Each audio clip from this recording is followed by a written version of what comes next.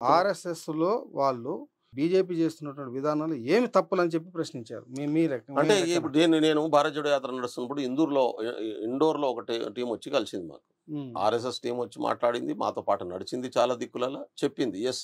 మేము ఇట్లా అనుకున్నాం గానీ, ఈ విధ్వంసాన్ని రెచ్చగొట్టేటటువంటి విధానం కరెక్ట్ కాదు అనేటటువంటి భావనలోకి వచ్చిర్రు చాలామంది.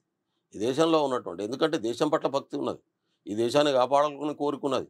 కానీ ఓట్ల కోసం ప్రజల మధ్యన విధ్వంసాలను రెచ్చగొట్టేటటువంటి విధానాన్ని వ్యతిరేకిస్తున్న వాళ్ళు చాలామంది ఉన్నారు. ఆర్ఎస్ఎస్‌లో కూడా ఉన్నారు. బీజేపీలో కూడా ఉన్నారు.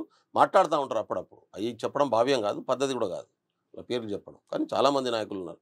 ఓపెన్‌గా మాట్లాడే నాయకులు ఉన్నారు కదా! ఇప్పటికే మాట్లాడుతున్నటువంటి శత్రుఘ్న సిన్హా వాళ్ళు మాట్లాడినట్టు. నీకు కాశ్మీర్ గవర్నర్‌గా ఫోన్ చేసినటువంటి మాలిక్ గారు ఏం చెప్తా ఉన్నారు? సత్యపాల్ మాలిక్ గారు చెప్పినటువంటి అంశాలేంటి? మోడీ గారు విమానం ఇక్కడి నుంచి హెలికాప్టర్లు అరేంజ్ చేయమంటే చేయకుండా కిందికెళ్ళి పంపించారు అనేటటువంటి మాటను, ఈ బ్లాస్టింగ్ జరగడం వెనుక కేంద్ర వైఫల్యం ఉందనేటటువంటి మాటను చాలా స్పష్టంగా చెప్తున్నాడు కదా! రైతులు చనిపోవడానికి కేంద్ర ప్రభుత్వం తీసుకున్న విధానాలను ఆయన ఓపెన్‌గా వ్యతిరేకిస్తున్నాడు కదా!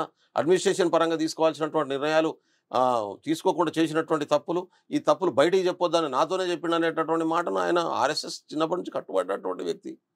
ఆయన 2 డబుల్ బెడ్‌రూమ్ చిన్న అపార్ట్మెంట్‌లో ఉంటాడు ఢిల్లీలో ఇప్పటికి గూడా. నిజాయితీపరుడు, కమిట్మెంట్ ఉన్నోడు. ఇవాళ ఆయన ఆర్ఎస్ఎస్ నుంచి పుట్టి, ఆర్ఎస్ఎస్ నుంచి పెరిగి, ఆర్ఎస్ఎస్ నుంచి ఉన్నటువంటి వ్యక్తే గదా! హ్మ్. ఇటువంటి చాలామంది ఆర్ఎస్ఎస్‌లో ఉన్నటువంటి వాళ్ళు గూడా వాళ్ళు చెప్పేటటువంటి తప్పులను చెప్తా ఉన్నారు. అంటే మాట్లాడుతా ఈ ఉన్నారు. ఈ ఎన్నికల్లో ఆర్ఎస్ఎస్ వాళ్ళు బీజేపీకి ఓటేయట్లేదని మీరు బలంగా నమ్ముతున్నారు. నేను అట్లా అనుకోవట్లేదు. ఇది దేశంలో మోడీ విధానాల వల్ల దేశానికి నష్టం జరిగిందని భావించే ప్రతి ఒక్కడు ఈసారి ఇండియా కూటమికి ఓటేస్తున్నారు.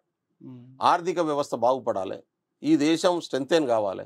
ఈ దేశంలో ఉద్యోగాల కల్పన జరగాలి. ఈ దేశంలో ప్రజల మధ్యన వైషమ్యాలు తొలగాలి.